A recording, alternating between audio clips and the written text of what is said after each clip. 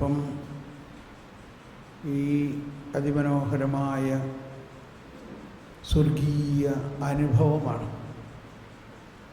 പലരും പറയാറുള്ളത് സീറോ മലബാർ കുർബാന എന്നത്, എല്ലാ കുർബാനയും പ്രത്യേകിച്ച് സീറോ മലബാർ കുർബാനയിൽ ആ സ്വർഗം ഭൂമിയിൽ ഇറങ്ങി വരുന്ന ഒരു അനുഭവമാണെന്നാണ്.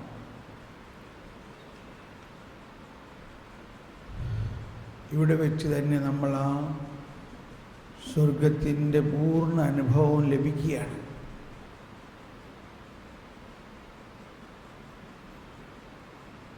വിധിയിൽ വീഴാതവനെ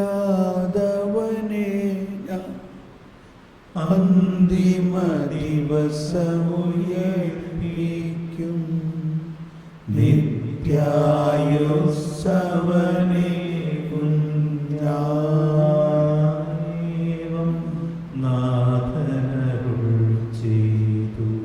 വിശ്വസിക്കുക. ഈശോ വന്നിരിക്കുന്നത് ഞാനായിരിക്കുന്നിടത്ത് നിങ്ങളും ആയിരിക്കേണ്ടതിന് വീണ്ടും വന്ന് ഞാൻ നിങ്ങളെയും കൂട്ടിക്കൊണ്ടു പോകും. ഞാൻ പോയി നിങ്ങൾക്കൊരു സ്ഥലമൊരുക്കി എന്ന ആ ചെറിയ വാക്കിലൂടെ, ഞാൻ പോയി എന്ന് ഈശോ പറയുന്നതിലൂടെ ഈശോ ഉദ്ദേശിക്കുന്നത്, ഈശോ പീഡ അനുഭവിച്ച് നമ്മുടെ പാപങ്ങൾക്ക് ഈശോ പരിഹാരം ചെയ്ത് സകല പാപങ്ങളും ഏറ്റെടുത്ത് പാപത്തിൻ്റെ മരണത്തെ തൻ്റെ മരണത്താൽ കീഴടക്കി ഉയർത്ത് എഴുന്നേൽക്കുന്നതിനെയാണ് ഞാൻ പോയി എന്നൊറ്റ വാക്കിൽ നിന്ന് പറയാം. ഞാൻ പോയി നിങ്ങൾക്ക് സ്ഥലമൊരുക്കി. എൻ്റെ പിതാവിൻ്റെ ഭവനത്തിൽ ധാരാളം വാസസ്ഥലങ്ങളുണ്ട്. എല്ലാവരെയും അവിടെ കൊണ്ടുപോകാൻ വേണ്ടിയാണ് എന്നെ അയച്ചിരിക്കുന്നത്. എൻ്റെ പിതാവ് ആഗ്രഹിക്കുന്നത് ഒരാൾ പോലും നഷ്ടപ്പെടാതെ എല്ലാവരും സത്യം അറിയണമെന്നും എല്ലാവരും സ്വർഗഭാഗ്യത്തിലേക്ക് പ്രവേശിക്കണമെന്നുമാണ്.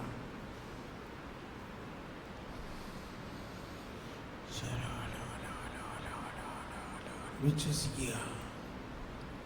നമ്മുടെ മാത്രം രക്ഷയ്ക്ക് വേണ്ടിയല്ല നമ്മൾ ഈ ബലിയർപ്പിച്ചത്, ലോകം മുഴുവൻ്റെയും രക്ഷയ്ക്ക് വേണ്ടിയാണ്.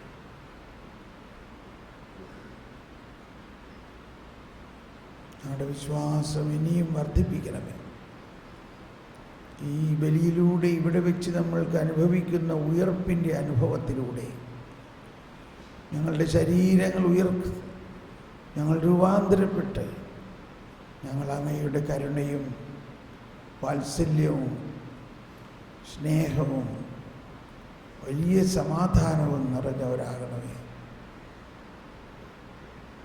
നമ്മളുടെ ജീവിതത്തിലേക്ക് നോക്കുമ്പോൾ വലിയ പ്രശ്നങ്ങളാണ്, പലതിനും ഒരു ഉത്തരമില്ലാത്ത അവസ്ഥയാണെങ്കിലും വിശ്വസിക്കുക, ദൈവമറിയാതെ ഒന്നും സംഭവിക്കില്ല. കൃത്യസമയത്ത് ദൈവം അവിടെ ഇടപെടും. രോഗങ്ങളാകാം, ബലഹീനതകളാകാം, പാപ സാഹചര്യങ്ങളാകാം, ഭയാനകമായ പ്രശ്നങ്ങളാകാം, കടബാധ്യതകളാകാം. മുന്നോട്ട് നോക്കിയിട്ടൊരു ശൂന്യതയാണ് കാണുന്നത്. ധൈര്യപ്പെടുക. കർത്താവ് എല്ലാം കാണുന്നു.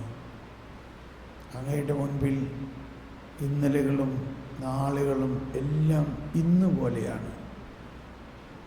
നാളെ വരാനിരിക്കുന്ന എല്ലാ പ്രശ്നങ്ങളുടെയും മധ്യത്തിൽ ഈശോ ഉണ്ട്, ഇപ്പോൾ തന്നെ ഉണ്ട്. ദൈവമേ, അതെല്ലാം അങ്ങ് തന്നെ ഏറ്റെടുക്കും.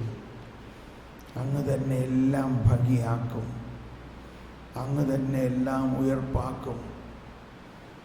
അങ്ങ് തന്നെ എല്ലാം മഹത്വീകരിക്കും.